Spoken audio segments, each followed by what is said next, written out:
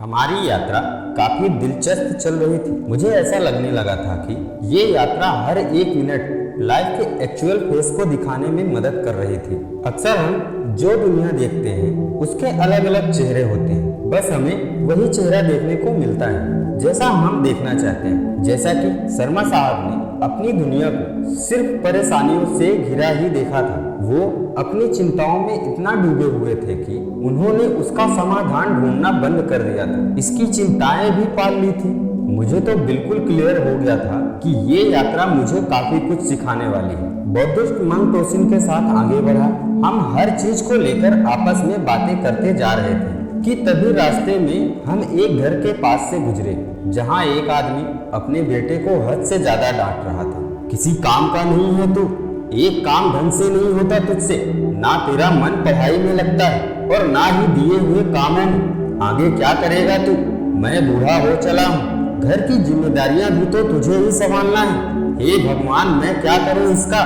वो लड़का कुछ 18 या 19 साल का होगा और चुपचाप खड़ा होकर अपने पिता की बात सुन रहा था। उसकी नजर आसपास के लोगों तक जाती और फिर वो अपने सिर को नीचे झुकाकर जमीन को ही देखने लगता, जैसा कि मानो उसने अपना चेहरा वहां मौजूद सभी लोगों से छुपा लिया हो। बाकी सब लोगों की तरह हमने भी यही सब होते देखा और पास ही एक बड़े पेड़ के नीचे हम लोग आराम से बैठ गए। इस बार ये काम बिगड़ा ना, देख लेना, मुझसे बुरा कोई नहीं होगा।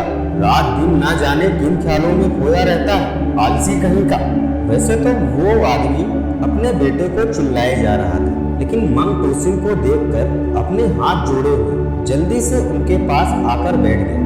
देखने में लग रहा था कि उसकी आस्था बौद्धिस्ट मंक में काफी गहरी थी। गुरुजी, मैं तो धन्य हो गया जो आपके मुझे दर्शन हुए। बहुत दिनों से मैं कोशिश कर रहा था कि आप तक पहुंच पाऊं। तुम्हारा नाम क्या है और मुझसे मिलना क्यों चाहते थे? मेरा नाम रमेश है।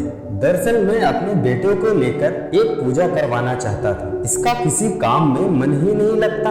शायद इसे किसी की बुरी नजर लग गई है। इसके उम्र के बच्चे तेज तरार और मेहनती हैं, लेकिन ये तो जिम्मेदारी उठाने के लायक ही नहीं। मैं बहुत परेशान हो गया हूँ गुरुजी, क्या करूँ? कुछ समझ में नहीं आ रहा है। गुरुजी, सबसे पहले अपने बेटे को समझने की कोशिश करो। मतलब गुरुजी, मैं कुछ समझा नहीं। मैंने देखा तुम अपने बेटे को इतने सारे लोगों के सामने किस तरह से डांटे जा रहे थे। तुमने ये बिल्कुल भी नहीं सोचा कि तुम्हारी और उसके बीच की बात को इतने सारे लोगों के सामने नहीं आना चाहिए था। अगर उसका मन किसी काम में नहीं लगता तो इसका मतलब ये नहीं है कि तुम उसके लिए कोई पूजा करवा दोगे और वो ठीक हो जाएगा, बल्कि उसे एक ऐसे पिता के साथ की जरूरत है जो उसे समझे। उसके चेहरे से साफ पता चल रहा है कि वो तनाव में था, लेकिन शायद तुम्हें नजर नहीं आया क्योंकि तुम्हारी उम्मीद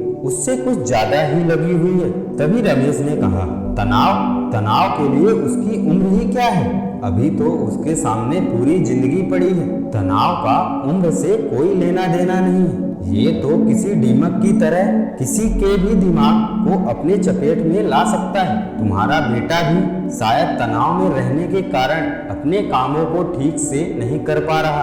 अगर तुम्हें बुरा ना लगे तो क्या तुम अपने बेटे को यहाँ ला सकते हो?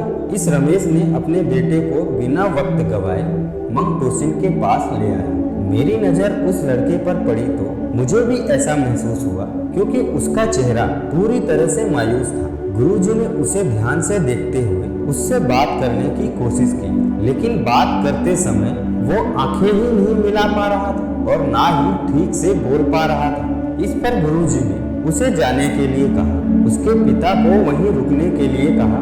उसके जाते ही मंक टोसिन ने रमेश से कहा कि तुम बेकार ही अपने बेटे को किसी काम के लायक नहीं समझते। तुम बेकार ही अपने बेटे को किसी काम के लायक नहीं समझते, जबकि तुम्हारा बेटा पूरी तरह से तनाव ग्रसित है। तुम्हें उसका ध्यान रखना चाहिए, उससे खुलकर बात करना चाहिए। उसका मन अगर कहीं नहीं लग रहा है तो तुम्हें उसके साथ बात करके इसका पता लगाना चाहिए कि उसके मन में आखिर क्या चल रहा है। उससे पूछो कि उसके तनाव का क्या कारण है, वो किस लिए परेशान है। और सबसे अहम बात यह है कि तुम्हें उसे इस तरह से सबके सामने नहीं डांटना चाहिए। ये उसे मानसिक रूप से परेशान कर सकता है। अगर आप कहते हैं गुरुजी तो मैं उससे जरूर बात करूंगा, लेकिन बात करने से पहले मैं यह जानना चाहता हूँ कि तनाव को पहचाने कैसे, क्योंकि मेरा बेटा मुझे बिल्कुल ठीक लग रहा है। तुम उसे दुनिया की नजरों से देखना बंद करो और उसे एक माँ की तरह देखो, जो अपने छोटे से बच्चे की केवल रोने की आवाज से पहचान जाती है कि उसे भूख लगी है या उसे पीठ में दर्द है या फिर बाहर टहलने जाना है। तनाव भी कुछ ऐसा ही होता है जो अंदर ही अंदर लोगों को खाता रहता है। इसकी कोई बड़ी वजह नहीं होती है। ऐसा नहीं है कि तुम्हारे बेटे को तनाव है तो उसे इस बात का पता होगा। इसीलिए मेरी बातों को ध्यान से सुनो। देखो, जब भी बच्चे खेलते हैं तो वो अक्सर थक जाते हैं, लेकिन फिर भी वो थकने के बावजूद भी कैसे खुश रहते हैं? क्योंकि उनका दिल और दिमाग एक ही दिशा में काम कर रहे होते हैं। उनका संतुलन बना रहता है और साथ ही उनका पूरा ध्यान एक ही चीज पर रहता है। लेकिन तुम्हारे बेटे के साथ ऐसा नहीं हो रहा है। इसका मतलब यह है कि उसका दिल कहीं और दिमाग कहीं और भाग रहा है। ऐसी स्थिति अक्सर तनाव पैदा करती है और बच्चा कब तनाव में जीने लगता है उसे खुद ही पता नहीं चलता। तो अगर वो किसी काम में ठीक तरह से ध्यान नहीं लगा पा रहा है तो इसका मतलब यही है कि उसका दिल और दिमाग अलग अलग दिशा में काम कर रहे हैं और परेशान हैं। तुम उससे बात करो, उसके मन की बातों को जानो।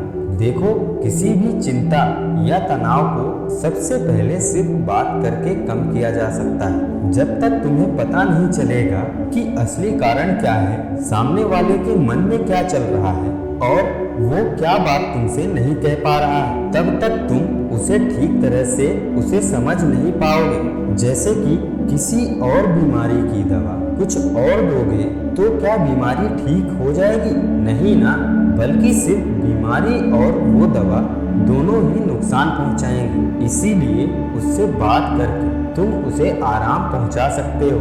अक्सर इंसान बहुत सारे कामों के बीच में उलझ जाता है। ऐसे में दिल अलग काम कर रहा होता है, आंखें अलग काम कर रही होती है और दिमाग अलग काम कर रहा होता है और ध्यान कहीं और ही लगा हुआ होता है। और इसका परिणाम यही होता है कि काम बिगड़ते चले जाते हैं। जैसे ही मंग टोसिन के मुंह से ये बात मैंने सुनी तो मेरा मन बेचैन हो उठा और मैं अचानक ही उनसे एक सवाल कर बैठा।